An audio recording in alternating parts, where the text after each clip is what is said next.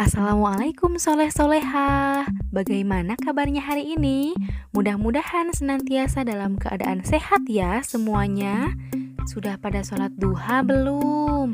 Kalau yang sudah, Bu Guru acungkan jempol nih buat kalian. Hebat ya.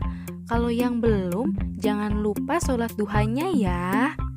Nah, sebelumnya, ayo kita berdoa bersama-sama agar dimudahkan dan menjadi anak-anak yang cerdas. Berdoa dimulai.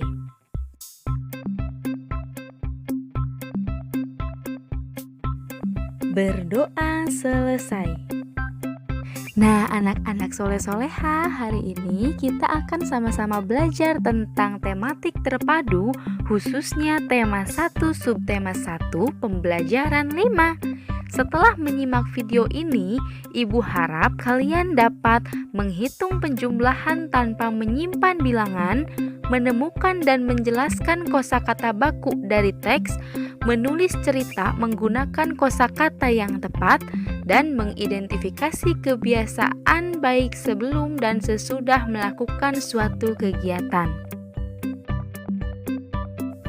Yang pertama, Bu Guru akan menjelaskan tentang operasi penjumlahan bilangan 4 angka tanpa menyimpan. Penjumlahan 4 angka dapat dihitung dengan cara bersusun pendek dan harus memperhatikan nilai tempat bilangannya. Bilangan-bilangan dengan nilai tempat yang sama harus diletakkan sejajar.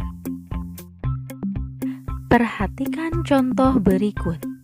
Ada bilangan 1205 ditambah 2143.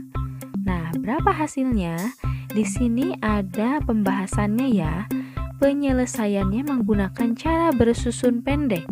Berarti setiap bilangannya harus disejajarkan berdasarkan nilai tempat bilangan. Pada nilai tempat satuan, penjumlahannya 5 ditambah 3 sama dengan 8. Kemudian pada nilai tempat puluhan, penjumlahannya itu 0 ditambah 4 sama dengan 4. Kemudian pada nilai tempat ratusan, penjumlahannya 2 ditambah 1 sama dengan 3.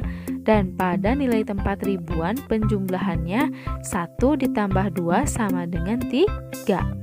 Jadi 1205 ditambah 2143 sama dengan 3348.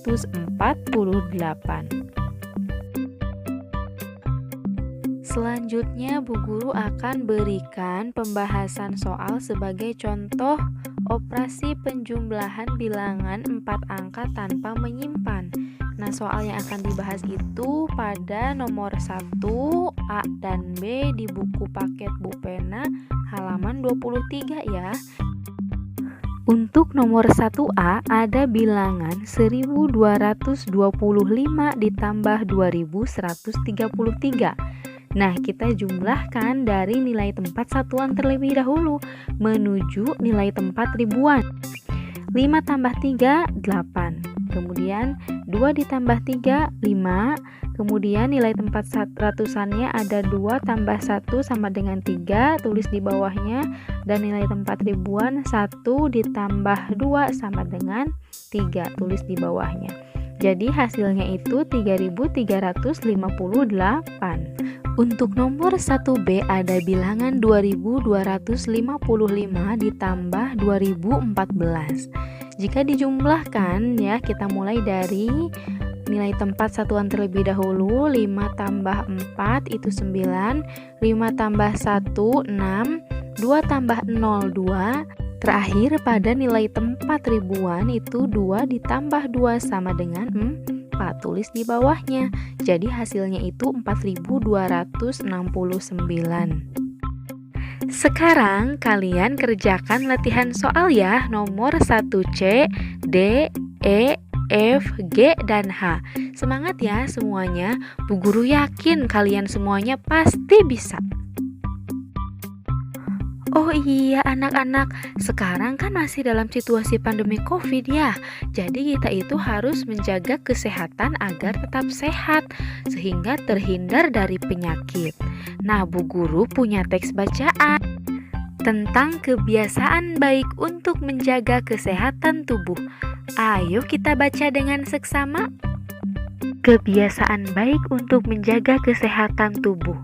Apakah kamu selalu mencuci tangan sebelum dan sesudah makan?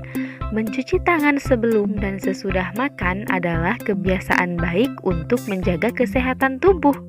Setiap hari, tangan kita menyentuh benda-benda di sekitar. Benda-benda itu tidak terlalu bersih. Hal itu menyebabkan banyak kuman dan bakteri yang menempel di tangan kita.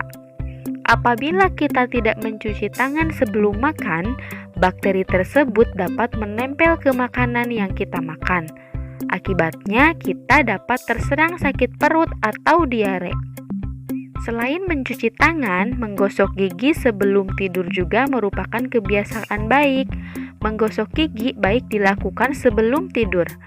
Menggosok gigi dapat membersihkan gigi kita dari sisa makanan dan terbebas dari kuman. Saat tidur, kuman di dalam mulut kita bekerja dan merusak gigi. Oleh sebab itu, sebelum tidur kita perlu menggosok gigi terlebih dahulu. Nah, itu adalah contoh teks kebiasaan baik untuk menjaga kesehatan tubuh.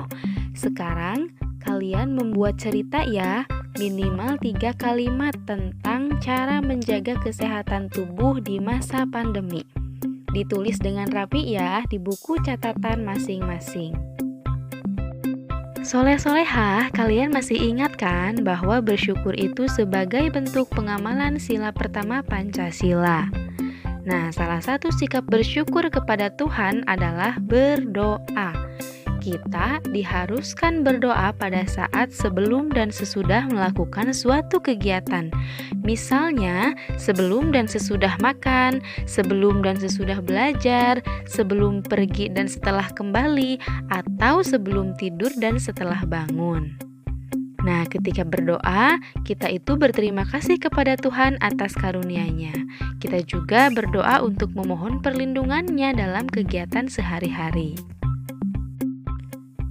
Demikian yang dapat Bu Itsna sampaikan. Semangat ya cantik ganteng kelas 3B. Semoga bermanfaat.